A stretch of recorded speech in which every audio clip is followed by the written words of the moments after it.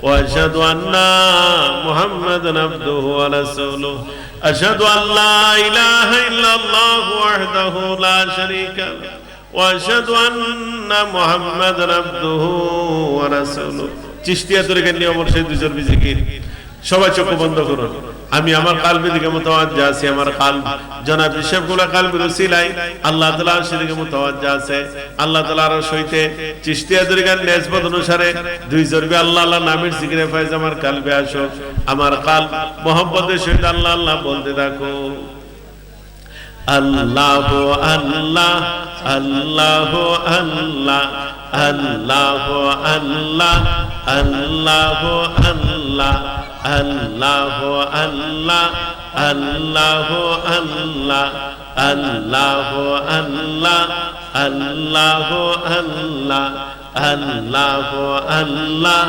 আল্লাহ হাজিরি আল্লাহ নাজিরি আল্লাহ মাই আল্লাহ হাজিরি আল্লাহ নাজিরি আল্লাহ মাই আল্লাহ হাজিরে আল্লাহ মাই আল্লাহ আল্লাহ আল্লাহ আল্লাহ আল্লাহ আল্লাহ আল্লাহ আল্লাহ আল্লাহ আল্লাহ আল্লাহ আল্লাহ আল্লাহ আল্লাহ আল্লাহ আল্লাহ আল্লাহ আল্লাহ আল্লাহ হাজিরি আল্লাহ নাজিরি আল্লাহ মাই আল্লাহ হাজিরি আল্লাহ নাজিরি আল্লাহ মাই আল্লাহ হাজিরি আল্লাহ মাই নীরবে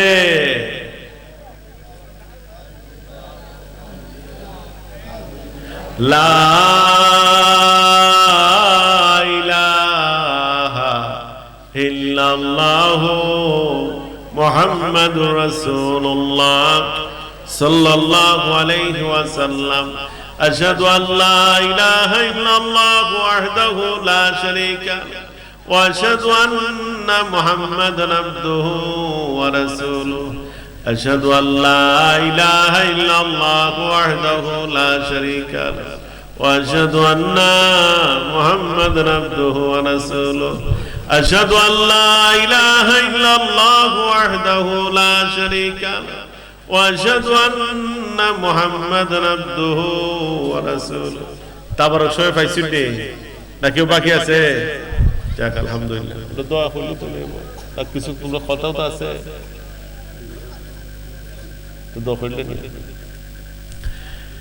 أستغفر الله ربي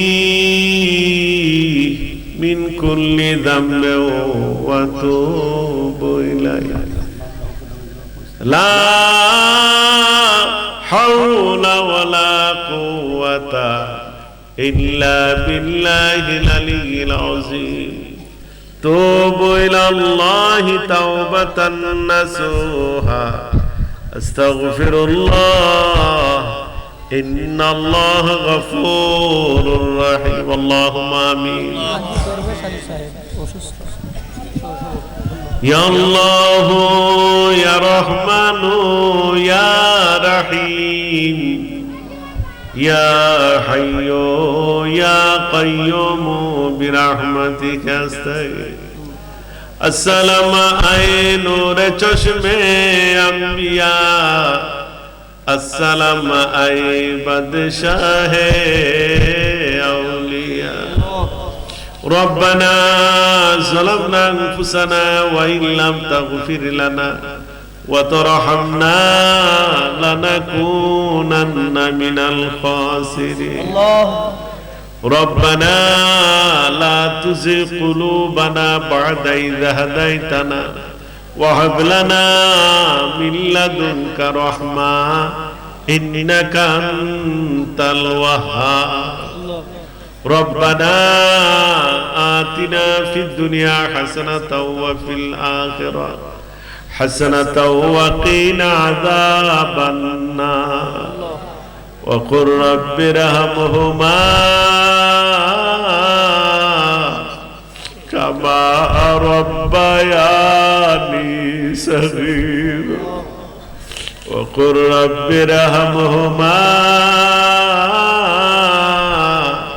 كما ربياني صغيرا আল্লাহ পাক রব্বুল আলামিন মাহফিল শুরু থেকে এই পর্যন্ত যা ওয়াজ নসিহত করা হয়েছে আমি অদম গুনাহগার কিছু অগুছালো কথাবার্তা বললাম কাদরিয়া এবং চিশতিয়া তরিকার নিয়ম অনুসারে জিকরে জলি আদায় করলাম পবিত্র মিলাদে মুস্তাফা সাল্লাল্লাহু আলাইহি ওয়াসাল্লাম আদায় করলাম এর মধ্যে যত ভুল বিয়াদবি হয়েছে তোমার রহমানুর রহিম নামের খাতিরে maaf করে দাও যা সব হয়েছে হুজুর নূর সাল্লাল্লাহু আলাইহি ওয়াসাল্লামের পবিত্র রূহ মুবারকে পৌঁছায়া দাও আহলে বাইত পাক পাঞ্জাতন সাহাবা তাবেঈন আম্বিয়া کرام আউলিয়া کرام রূহে পাকে পৌঁছায়া দাও আল্লাহ খাস করে কাদরিয়া চিশতিয়া নকশবন্দিয়া মুজাদ্দিদিয়া যত মকবুল তরিকা আছে আল্লাহ তাদের আউলিয়া এবং তরিকত পন্ডিতের রূহে পাকে পৌঁছায়া দাও চার মাযহাবের ইমামদের রূহে পাকে পৌঁছায়া দাও তাদের অনুসারী যারা কবরে শাহীদ আছেন তাদের রূহে পাকে পৌঁছায়া দাও আল্লাহ খাস করে বাংলার আধ্যাত্মিক সম্রাট হযরত শাহজালাল মুজাদ্দিদ আমনি রাহমাতুল্লাহ আলাইহি রূহে পাকে পৌঁছায়া দাও দাদা হুজুর কেবলা ফারদাও কি রাহমাতুল্লাহ আলাইহি রূহে পাকে পৌঁছায়া দাও মুসাফিরে বরাব্বা হুজুর কেবলা রাহমাতুল্লাহ আলাইহি রূহে পাকে পৌঁছায়া দাও হুজুর কেবলা ফারদাও কি রাহমাতুল্লাহ আলাইহি রূহে পাকে পৌঁছায়া দাও ফারদাও দরবারে সমস্ত আশিকিন জাকিরিন মুহিব্বিন খুলাফায়ে কেরামগণ যারা কবরে শাহীদ আছেন তাদের রূহে পাকে পৌঁছায়া দাও আল্লাহ খাস করে সৈয়দ নাসিরউদ্দিন শিফাসর রাহমাতুল্লাহ আলাইহি রূহে পাকে পৌঁছায়া দাও মুরারগঞ্জের জমিনে যত আউলিয়া কেরামগণ শাহীদ আছেন তাদের রূহে পাকে পৌঁছায়া দাও সৈয়দ আক্তার মিয়া সাহেব রাহমাতুল্লাহ আলাইহি রূহে পাকে পৌঁছায়া দাও খানদুরার জমিনে যত আউলিয়া কেরামগণ শাহীদ আছেন তাদের রূহে পাকে পৌঁছায়া দাও আল্লাহ খাস করে বিরান শাহ তাতারি রাহমাতুল্লাহ আলাইহি রূহে পাকে পৌঁছায়া দাও অত্র অঞ্চলের সমস্ত বুজুর্গান দিনগণের রূহে পাকে পৌঁছায়া দাও আল্লাহ খাস করে অত্র অঞ্চলের চতুর্দিকে যতগুলা কবরস্থান আছে জানি না তোমার বান্দা বান্দীরা কোন হালতে কবরে শুয়ে রয়েছে আল্লাহ আল্লাহ এই মাহফিলের উসিলায় তুমি তোমার বান্দা বান্দীদেরকে maaf করে দাও তাদের কবরগুলোকে তুমি জান্নাতের টুকরা বানায়া দাও আল্লাহ শুধু অত্র অঞ্চল নয় বিশ্বের চতুর্দিকে যতগুলা মুসলিম কবরস্থান আছে যতগুলো মুসলমান নরনারী আজবে থাকে এই মাহফিলের উসিলায় তুমি তাদেরকে নাজাত দান করে দাও আল্লাহ তাদের কবরগুলো তুমি জান্নাতের টুকরা বানায়া দাও আল্লাহ তোমার বান্দারা বড় আশা নিয়ে আমি গুনাহগারের সাথে হাত তুলছে তুমি তো জানো আল্লাহ তোমার বান্দারা তোমার কাছে কি চায় আল্লাহ তোমার একটা বান্দারও খালি হাতে ফেরত দিও না আল্লাহ আল্লাহ তোমার একটা বান্দারও খালি হাতে ফেরত দিও না আল্লাহ তোমার একটা বান্দারও খালি হাতে ফেরত দিও না আল্লাহ তাদের প্রত্যেকের মনে নেক আশা বাসনা তুমি কবুল করো তাদের মধ্যে যারা ব্যবসা বাণিজ্য আছে উন্নতি দান করে দাও যারা কৃষি কাজের মধ্যে আছে রহমত বরকত দান করে দাও যাদের সন্তানাদি লেখাপড়া আছে জ্ঞান শক্তি বাড়ায় দাও যাদের সন্তানাদি আত্মীয় স্বজন ভাই ব্রাদার বিদেশে আছে মাবুদ রে মানুষ তো শখ করে বিদেশ যায় না আল্লাহ মানুষ যে শখ করে বিদেশ যায় না এয়ারপোর্টে গেলেই দেখা যায় আল্লাহ এয়ারপোর্টে যখন বাবার কাছ থেকে সন্তান বিদায় নেয় বাবার পায়ে দইরা সন্তান কাঁদে বাবা সন্তানরে বুকে জড়াইয়া নিয়া কাঁদে ভাই ভাইয়ের গলায় দইরা কাঁদে বন্ধু বন্ধুর গলায় দইরা কাঁদে এমন বিদেশি আছে দেশে বাবা মারা যায় বাবারে দেখতে পারে না দেশে মা মারা যায় মা দেখতে পারে না বিদেশের মাটির মধ্যে তারা গড়ায়া গড়ে কাঁদে আল্লাহ আল্লাহ বিদেশে তুমি কবুল মঞ্জুর করো আল্লাহ আল্লাহ যারা বিদেশ যাওয়ার জন্য চেষ্টা করতেছেন যেই দেশে গেলে ভালো হবে মঙ্গল হবে দেশ যাওয়ার তৌফিক দান করো আল্লাহ জানি না কে কোন রোগ সুখ সরে নিয়ে তোমার দরবারে হাত তুলছে, তুমি তো জানো আল্লাহ কার শরীরে কি রোগ সুখ আছে। আল্লাহ আপনাদের সকল প্রকার জাহিরি বাতিল রূপ থেকে হেফাজত করো। আল্লাহ আপনাদের সকল প্রকার জাহিরি বাতিল রূপ থেকে হেফাজত করো। আল্লাহ আপনাদের সকল প্রকার জাহিরি বাতিল রূপ থেকে হেফাজত করো। আমাদের মধ্যে যারা অভাবনটনে আছে অভাবনটন দিকে হেফাজত করো, যারা ঋণগ্রস্ত অবস্থায় ঋণ দিকে হেফাজত করো, যারা মামলা মোকদ্দমায় আছে মামলা মোকদ্দমার দিকে হেফাজত করো, যাদের উপযুক্ত মেয়ে ঘরে আছে বিয়ে দিতে পারতেছেন না তাদেরকে তুমি সৎ পাত্রের ব্যবস্থা করে দাও, যাদের উপযুক্ত ছেলে ঘরে আছে বিয়ে করাইতে পারতেছেন না তাদেরকে তুমি সৎ পাত্রের ব্যবস্থা করে দাও। আল্লাহ যাদের সন্তানাদি হয় না তাদেরকে তুমি সুসন্তান দান করে দাও। আল্লাহ আল্লাহ আপনাদের সমস্ত অনিসলামিক কাজ থেকে হেফাজত করো। আল্লাহ আপনাদের সুদ ঘুষের হাত থেকে হেফাজত করো। আমাদের সমাজকে তুমি জানা ব্যভিচারের হাত থেকে হেফাজত করো। আল্লাহ আপনার নামাজের প্রতি মহব্বত বাড়ায়া দাও, তরিকতের কাজের প্রতি মহব্বত বাড়ায়া দাও, ইসলামী শরিয়ার হুকুম আহকাম যত মানার তৌফিক দান করো। আল্লাহ আপনার পর্দা মোতাবেক জিন্দেগি বসকায়া দাও, বিশ্বের ঘরে ঘরে মিলাদ কিয়াম চালু করে দাও, যে কাজ করলে নবীর প্রেম মহব্বত অন্তরে উদয় হয় এইগুলা বেশি বেশি করার তৌফিক দান করো। আল্লাহ বেশি বেশি সুন্নতি আমল দান করে দাও। তুই কাদির জলিলুল্লাহ জাহাদার বহরহালে তো হমেরার নিগাদার বুলবুলে বাগে মদিনা কুররাতুল আইনে রাসূল याने बीबी फातिमा खैरुन निसा की वास्ते हर तरफ से फौजे गम ने आके गिरा है मुझे दे फनाया रब शहीद करबला की वास्ते इलाही अल मीना अल्लाह परुआर दस्त जोरे डकी माबूद हमरा गुनार पूजा मदाइलिया कांतेसी माफ करो माबूद তুমি এলাহি গুনার সাগরে আমরা দিয়াছি সাঁতার কি হালে তো রিব মাবুদ আমরা গুনাহগার তোমার দয়া ছাড়া গতি নাই আমরা। আল্লাহ আমাদের জীবনের গুনাহ খাতারে মাফ করে দাও মাবুদের। জীবনের যেদিকে তাকায় শুধু গুনার বাহার আর বাহার দেখা যায়। আল্লাহ ডানে তাকাই বামে তাকাই সামনে তাকাই পেছনে তাকাই শুধু গুনাহ আর গুনাহ দেখা যায়। আল্লাহ জীবনে এতগুলা গুনাহ করেছি যার কোনো সীমারেখা নাই। আল্লাহ তুমি যদি আমাদের গুনার দিকে তাকাও এই দোয়া কবুলের আশা করা যায় না। তোমার রহমানুর রহিম নামের উসিলা দিয়া তোমার দরবারে ভিক্ষা চাই। আল্লাহ আমাদের জীবনের গুনাহ খাতারে মাফ করে দাও। আল্লাহ আমরা রে তুমি পবিত্র বানায়া দাও, আমরা রে তুমি নিষ্পাপ বানায়া দাও, আমরা রে তুমি মাসুম বানায়া দাও, আমরা রে তুমি বেগুনাহ বানায়া দাও। তুমি যদি মাফ না করো আল্লাহ আমরা কার দ্বারা হাত বাড়াবো?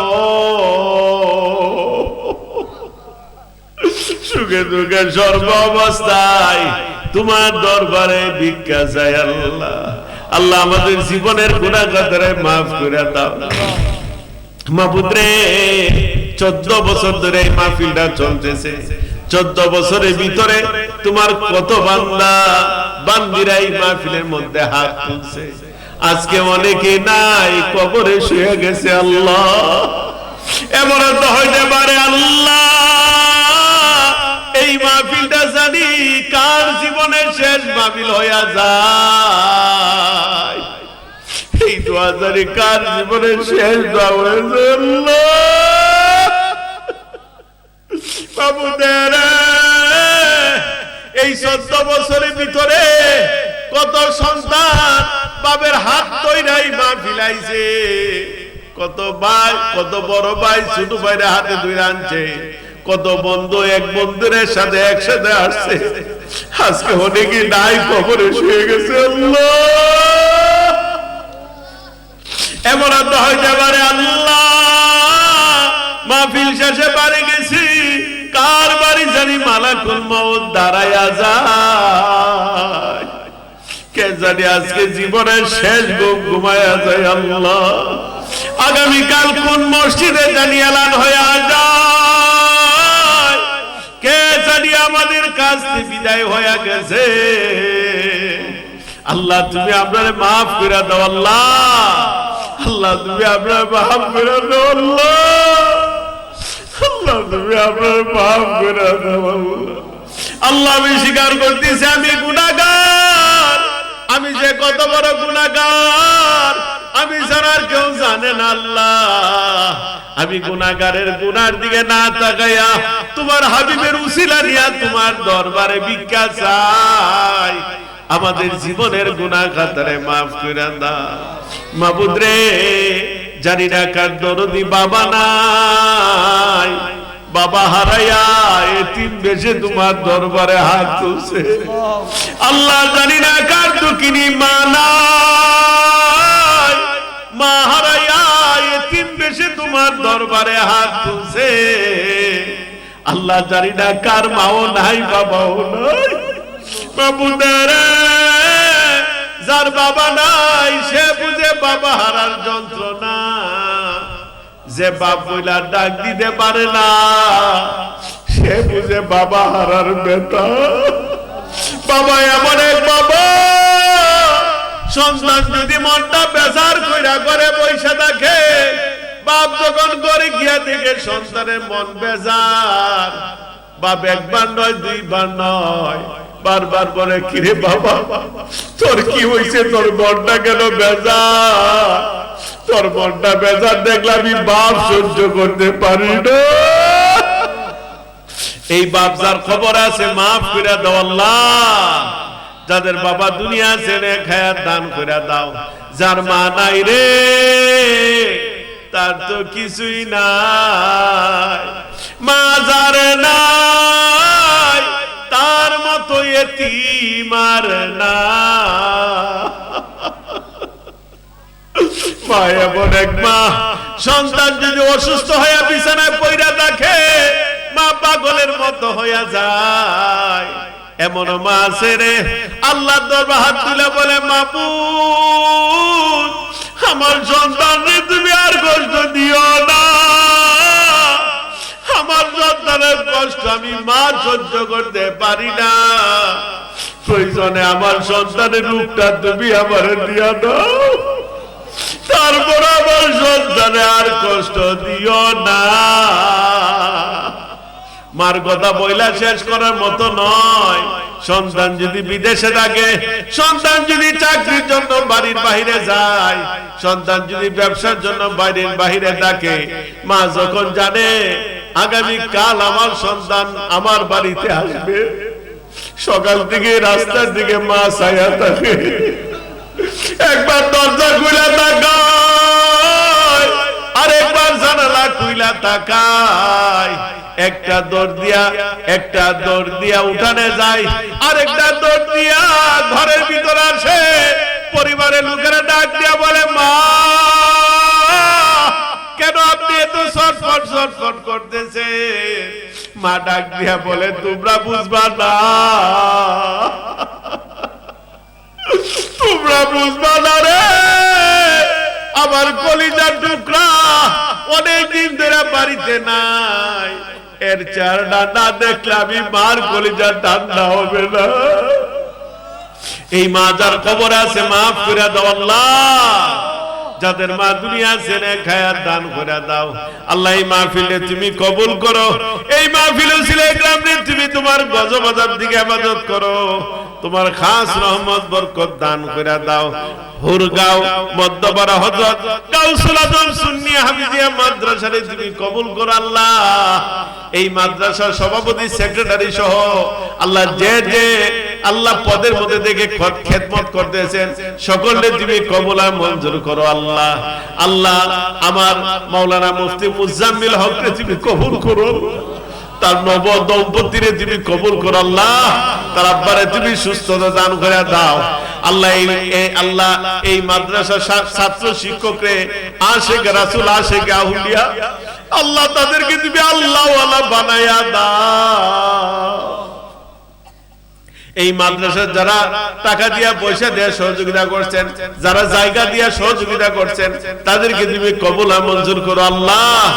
এই মাদ্রাসারে অত্র অঞ্চলের জন্য নাজাতের উসিলা হিসেবে কবুল আর মঞ্জুর করো আল্লাহ। আল্লাহ আজকের মাহফিলের সভাপতি জনাব লুৎফুর রহমান চন্দ্রমিয়া সাহেব তুমি কবুল করো। হাজী মোহাম্মদ দরবেশ আলী সাহেব অসুস্থ আসতে পারে নাই আল্লাহ, উনারে তুমি কবুল আর মঞ্জুর করো। হাজী মোহাম্মদ জজমিয়া তালুকদার সাহেব তুমি কবুল আর মঞ্জুর করো আল্লাহ। আল্লাহ আল্লাহ এই মাহফিলের উসিলায় দুনিয়া আখিরাতে আমরা উজালা কইরা দাও আল্লাহ। আমরা মক্কা মদিনা না নিয়া কবরে ডাক দিও না, তোমার হাবিবে দেখায় কলিজা ঠান্ডা কইরা দাও। মওত যখন দিবা ইমানের সহিত মওত দিও, বেঈমান বানায় মওত দিও না আল্লাহ। আল্লাহ সর্ব অবস্থায় হক কথা বলার তৌফিক দান করো, হক ভাবে চলার তৌফিক দান করো, হালাল খাওয়ার তৌফিক দান করো, হালাল রুজি রোজগারের ব্যবস্থা কইরা দাও আল্লাহ। আমরা দিনদার ইমানদার নামাজি বান্দা হিসেবে কবুল করো, তাকওয়াবান পরহেজগার আল্লাহ আলাই হিসেবে কবুল করো। দাদা হুজুর কেবলা ফান দাও কি, হুজুর কেবলা ফান দাও কি নেক দজনে এক তাওয়াজ্জু নসিব করো আল্লাহ। আল্লাহ আমাদের মাহফিলে কবুল করো আল্লাহ, আল্লাহ আমাদের মুনাজাতকে কবুল করো আল্লাহ। আল্লাহ আমরা কোন দুনিয়াদার ব্যক্তির কাছে হাত পাতি না, আমরা কোন ধনাঢ্য ব্যক্তির কাছে হাত পাতি না, গোলাম পরিবের দরবারে হাত তুলছি আল্লাহ। আল্লাহ আমাদের হাত কেটে ফিরাই দিও না আল্লাহ। আল্লাহ দেখো অনেকে চোখ দিয়ে পানি ফেলাইতেছে আল্লাহ, অনেকে বিনে বিনে চাইতেছে। বলেন বলেন বলেন বলেন, যার যার কথাগুলা বলেন, যার যার কথাগুলা বলেন। বলা যায় না কারো ছিল এই দোয়া কবুল হয়ে যায়, কারো ছিল আমার আল্লাহ এই দোয়া কবুল করে ফেলেন, বলা যায় না। আমার আল্লাহ চোখের পানিটা বড় পছন্দ করে, দুইটা ফুটা চোখের পানি ফালান আমার আল্লাহ কাছে চান। যারা চোখে পানি আসে না খান্দার ভান ধরেন, খান্দার চেষ্টা করেন, চোখে পানি আইলে একটা আইলে নাই, আমার আল্লাহ দেহ আপনি খাইতে খাইতে চাইতেছে, খাইতে খাইতে চাইতেছে। চাওয়ার মতো চাইতে পারলে আমার আল্লাহ ফিরাই দিবেন না, বলার মতো বলতে পারলে আমার আল্লাহ ফিরাই দিবেন না। মনটাকে নরম করেন, মনে মনে ভাবেন এই মাহফিলের জীবনের শেষ মাহফিল হয়ে যেতে পারে আল্লাহ। এই মাহফিলের জীবনের শেষ মাহফিল হয়ে যেতে পারে। জীবন অনেকের অনেক হলে মাহফিলে অনেক কেন গেছে, আজকে তারা নাই কবরে শুয়ে গেছে, এমনও তো হইতে পারে এই মাহফিলটা আপনার জীবনের শেষ মাহফিল। আল্লাহ তুমি তারা খালি হাতে ফেরত দিও না আল্লাহ। কাদের কাদের আল্লাহ কাছে বলে রাত্র গভীর হয়ে গেছে, এখন দোয়া কবুলের সময়। চাওয়ার মতো চাইতে পারলে আমার আল্লাহ ফিরাই দিবেন না, বলার মতো বলতে পারলে আমার আল্লাহ ফিরাই দিবেন না। যার যে সমস্যা আছে আল্লাহ কাছে বলেন, যে যে কষ্টে আছে আল্লাহ কাছে বলেন, যে যে ঝামেলায় আছে আল্লাহ কাছে বলেন, যার যে চাহিদা আছে আল্লাহ কাছে বলেন। বলা যায় না কারণ ছিল এই দোয়া কবুল হয়ে যাবে। বলেন বলেন, মুখটা খুলেন আল্লাহ কাছে বলেন, আল্লাহ আল্লাহ তোমার বান্দারা চাইতেছে, আল্লাহ তোমার বান্দারা চাইতেছে, আল্লাহ তুমি তারা খালি হাতে ফেরত দিও না আল্লাহ। আল্লাহ তুমি তাদেরকে খালি হাতে ফেরত দিও না আল্লাহ। আল্লাহ তারা খাইতে খাইতে চাইতেছে, চোখেতে ফাটে আইতেছে না ঠিক হয়, কিন্তু মনের মধ্যে দাউ দাউ করে আগুন জ্বলতেছে। আল্লাহ তারা চাইতেছে, বলেন বলেন আল্লাহ আল্লাহ তুমি আপনার খালি হাতে ফেরত দিও না আল্লাহ। অনেক অভাব ফিরে খানতেছে আল্লাহ, অনেকে ঋণও ফিরে খানতেছে আল্লাহ, অনেকে মামলা মোকদ্দমা ফিরে খানতেছে, অনেকে পারিবারিক অশান্তি নিয়ে কাঁদতেছে, অনেকের ছেলে মেয়ে বিয়ে দিতে পারে না, করাইতে পারে এই জন্য কাঁদতেছে, অনেকে বিদেশ যাওয়ার জন্য কাঁদতেছে, অনেকে চাকরি পাওয়ার জন্য কাঁদতেছে, অনেকের সামনে এইচএসসি পরীক্ষা এই জন্য সফলতার জন্য কাঁদতেছে। এসএসসি পরীক্ষা, আল্লাহ এসএসসি পরীক্ষার্থী অনেক আছে, আল্লাহ তাদেরকে তুমি সফলতা দাও। আল্লাহ তাআলা খালেদে ফিরে দিও না। আল্লাহ তোমার কি দয়া লাগে না? আল্লাহ তোমার কি দয়া লাগে না? আল্লাহ তোমার কি দরদ লাগে না? আল্লাহ কাঁদেন কাঁদেন আল্লাহর কাছে বলেন, আল্লাহকে রাত্রি গভীর হয়ে গেছে, তাহাজ্জুদের সময় হয়ে গেছে, আল্লাহর কাছে কাঁদেন কাঁদেন কাঁদেন, মনটা নরম করেন, দুইটা ফোঁটা চোখের পানি ফালা। আল্লাহ তোমার বান্দারা কাঁদতেছে, আল্লাহ আল্লাহ তোমার বান্দারা কাঁদতেছে, আমাদের গুনার দিকে আজকে তাকাও না, আমাদের গুনার দিকে আজকে তাকাও না, তোমার হাবিবের উসিলা দিয়ে তোমার কাছে ভিক্ষা চাই। আল্লাহ একজনে তুমি খালিয়াতে ফিরত দিও না। আল্লাহ আল্লাহ পর্দার আড়ালের মা বোনরা কাঁদতেছে, এই পর্দার আড়ালের মা বোনদেরকে তুমি খালিয়াতে ফিরত দিও না। আল্লাহ তাদের মনে নেক আশা তুমি কবুল করো। এই মাহফিলে আসছি পরে আমার ভালো লাগছে, এই মাহফিলের জন্য যুবকরা পাগল, এই যুবকরা মাহফিলের জন্য খেদমত করতেছে, যুবকরা মাহফিলের জন্য দৌড়তেছে। আল্লাহ আমার এই যুবকরা তুমি কবুল করো, আল্লাহ আমার এই যুবকরা তুমি কবুল করো। আল্লাহ আল্লাহ আল্লাহ তাদেরকে তুমি দুনিয়া আখিরাত উজালা করে দাও। আল্লাহ আমি আইসি পর্তিকা এই রাস্তা থেকে যুবকরা আগায় আনছে, রুবি আইছে, দৌড়াদৌড়ি করতেছে, তাবরক করতেছে, মেহমানদারি করতেছে, এই যুবকরা দৌড়া দৌড়া। আল্লাহ এই যুবকদেরকে তুমি আশিকে রাসূল আশিকে আউলিয়া হিসেবে তুমি কবুল করো। আল্লাহ আল্লাহ মুরব্বীরাও আল্লাহ পরামর্শ দিয়ে সহযোগিতা করছেন, আল্লাহ মুরব্বীদেরকে তুমি কবুল মঞ্জুর করো। এই মাহফিলে অনেকে টাকা পয়সা দিবেন, আল্লাহ তাদেরকে তুমি কবুল করো। আল্লাহ এই গ্রামের মধ্যে তুমি শান্তি দাও, আল্লাহ এই গ্রামের মধ্যে তুমি শান্তি দাও, মারামারি হাঙ্গামা থেকে তুমি হেফাজত করো, শত্রুতার দিকে হেফাজত করো, কাঁধে কাঁধ মিলে চলার তৌফিক দান করো। আল্লাহ মারামারি দাঙ্গা পেশাদ থেকে এই গ্রামে তুমি হেফাজত করো, তোমার খাস রহমত বরকত দান করে দাও। হামলা মামলা থেকে তুমি হেফাজত করো। আল্লাহ আল্লাহ আমরা সকলে তুমি হেদায়েত নসিব করো। আল্লাহ